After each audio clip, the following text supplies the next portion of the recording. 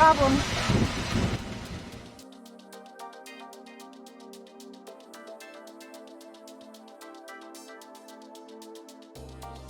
Yes, I'd say they have a minor little problem. So why are we showing a deluge system acceptance test failing?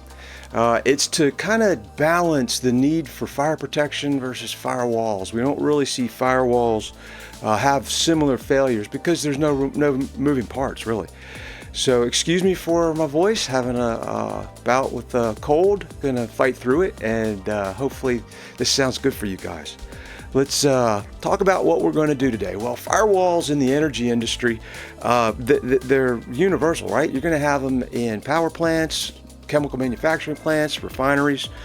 Firewalls have been around for a long time, and the basic structure of a firewall is just there to be in the way of the fire.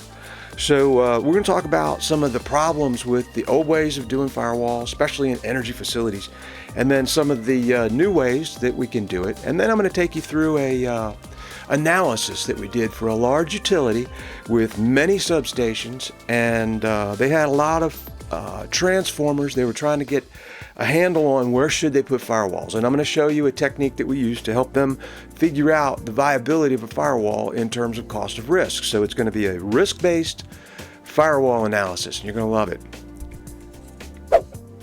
So what we typically see the firewalls being used for in energy are either to separate certain transformers like generator step-up transformers and other station service transformers. Sometimes they're called auxiliary transformers.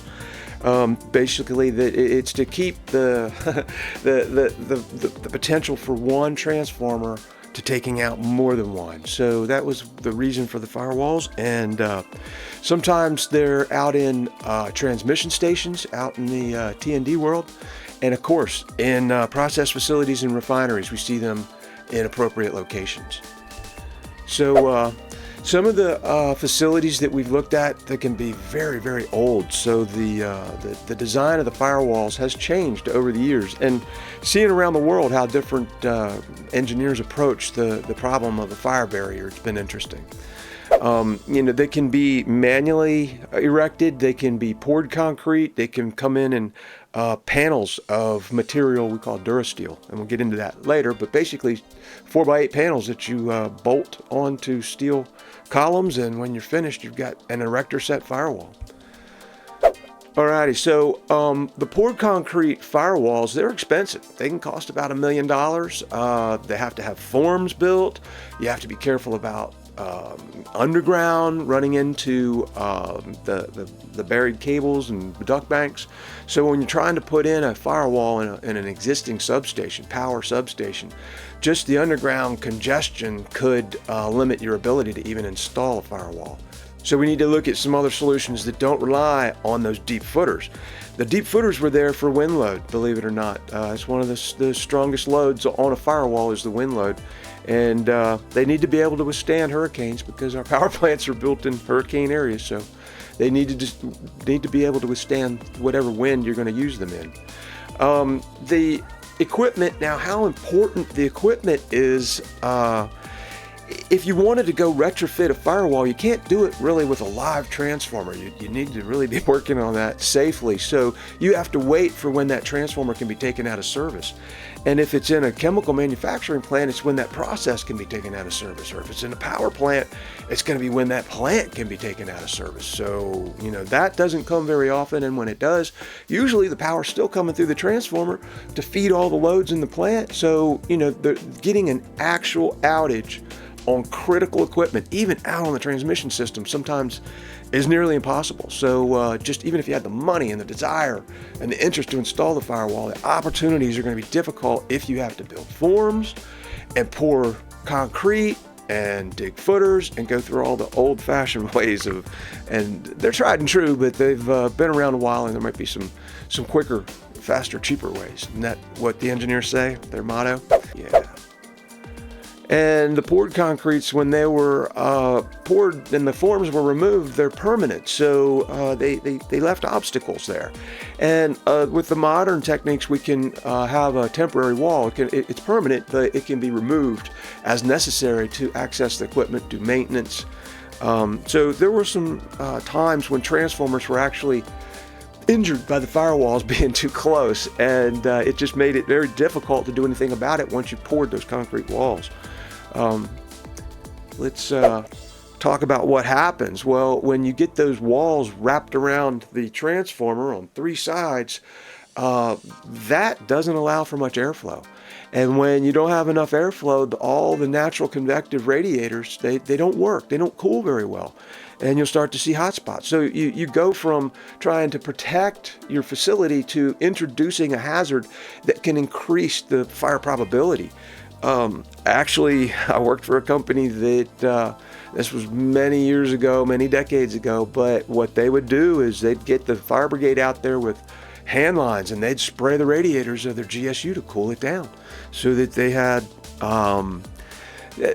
they could make more power. They could stay online when their transformers were overheating. And we put a stop to that.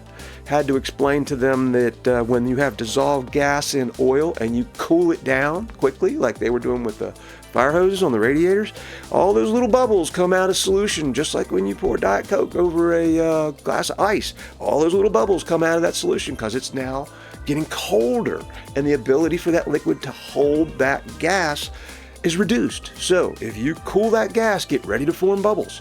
If you form bubbles inside your transformer, they're not cooling like the oil does.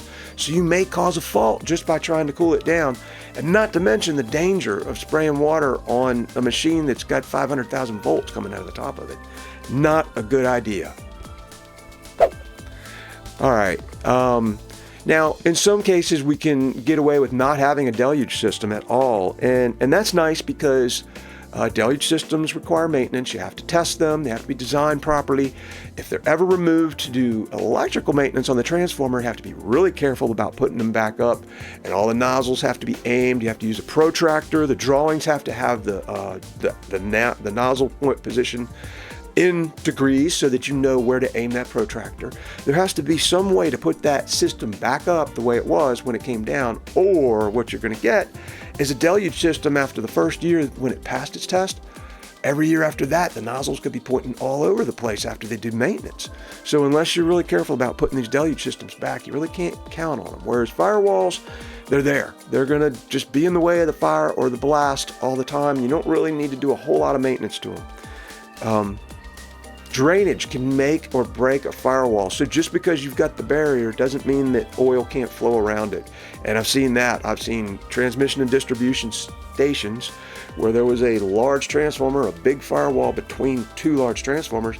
One transformer caught on fire. The oil drained over to the firewall and then went around it. And the fire just went around to the other side and destroyed both transformers. So drainage is critical to make a firewall work. Alrighty, so now let's talk about the solutions. We talked about the problems, the cost, the wind loading and the footers, the poured concrete being in the way, airflow being a problem. We've got all these issues. Let's talk about the solutions.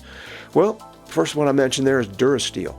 Dur Steel is a neat product, and I'll show you some examples. But basically imagine a 4x8 sheet of two panels of steel sandwiched around concrete or mortar, basically, because there's not a lot of aggregate in that. And on the faces of those, they're punched so that these punched holes make the steel sheets grab the mortar stronger. Well, you take that 4x8 sheet and you put two of them together, or put one on one side and one on the other side of a steel column, and you can get rated firewalls. You can get up to 4-hour ratings. This technology is used in offshore platforms, in LNG tankers. I've used it personally in an onshore LNG plant to build high expansion foam makers that we didn't want to burn up before the foam got there. So Dur Steel is a pretty neat product. I'll show you some examples of how it works. Precast concrete panels, those are nice. They are a little more expensive than, well, they're less expensive than Dur Steel, but they're kind of in the middle when we're talking about these alternatives. They're more expensive than the bunker silo tees, which we'll get to in a second. But the neat thing about the precast is that they're pretty much just dropped into columns, and they can be lifted out in panels out of these columns. So you've got a firewall that's substantial, it's permanent, it's tested, but it's also removable. So precast concrete panels are good. And then finally, the bunker silo tees. I love them because you can get them in there quick. You can get a firewall where you need it. They're great for substations because they don't need footers. What is this magic firewall? Well, hang on then. We'll get in there and we'll talk about it. So Dur Steel, I'll show you a wall, but made by about 155,000. This one was maybe more like 185,000, the one I'm going to show you. But it's pretty fast. It's cheaper than poured concrete, and it can be removed. There's an example. So you see the in between the control building and the two transformers for this gas processing plant that they added that Dur Steel wall. The concrete wall between the transformers was there already, and the Dur Steel wall was added because we did an audit after the project was complete and saw this exposure and realized that that control room was a huge bottleneck to the plant, and we couldn't just let it live next to these two transformers that at any time could, fail and then take out the whole plant. The whole idea of having two transformers to have some redundancy, and we did away with all that redundancy by exposing the central control room. So this was the $185,000 fix that got us back in business and managing risk.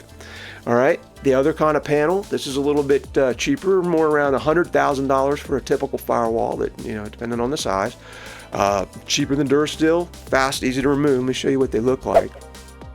All right, these are the precast concrete panels that get dropped in the slots of the cast posts. So give you a little look at that, take a look at the whole thing without me blocking it for you, but there you go. So they just slide in. When you want to work on the transformer, you can pull them out and get to the transformer. Bunker silo tees. This is going to be the cheapest alternative, and when you see what they look like, you'll understand what makes them so easy. But basically, they're precast concrete structures that can be brought to your site on a flatbed truck or on a tractor trailer, and a crane can lift this section off and set 3 or 4 of these things together, and you've got a 21 foot wide, 16 foot tall wall.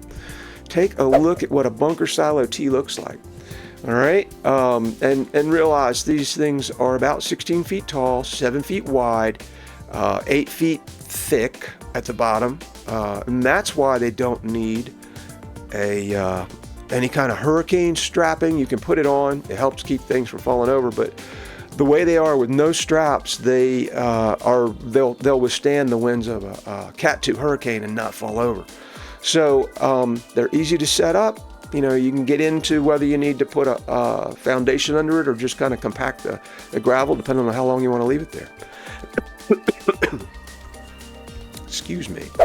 So now let's talk about a risk-based audit. A risk-based audit, we're going to show you how we went into, let me give you the full slide, and let me get you over to upper left. There we go. Yeah. All right. So what you're looking at is the analysis that we did to determine whether they should put firewalls in any of these particular stations. And you'll see that, across here we've got the manufacturing year, and there's some old units out there. The MVA, this is how big the transformer is, megavolt amps, and then the age. So this is, you can see, and this was a while ago that we did this, 10 years ago that we did this study. So if these transformers are still out there, they got another decade on them. Now, looking at the replacement value, this is of the substation. Our assumption was that if you had a fire that needed a firewall and you didn't catch it in that initial originating transformer, that you're going to lose the entire station. So we used the replacement value of the substations to calculate our risk. We used the frequencies based on industry data as to what the likelihood based on the age of the transformer was, and from there, we're going to multiply the probability times the consequence, and we're going to get the annual cost of risk. So the cost of a firewall we're putting in here at $150,000, just figuring that there's going to be some extra expenses, and that, if we wanted to figure a lower average, we could. That's going to make a whole lot more firewalls attractive. So we wanted to be realistic, make sure that we covered all the types of expenses that anybody might have. And what you start to see here, looking at this sheet, is that the payback period, in terms of how long, does it take to recover our cost of risk if we spend the money to put this firewall in.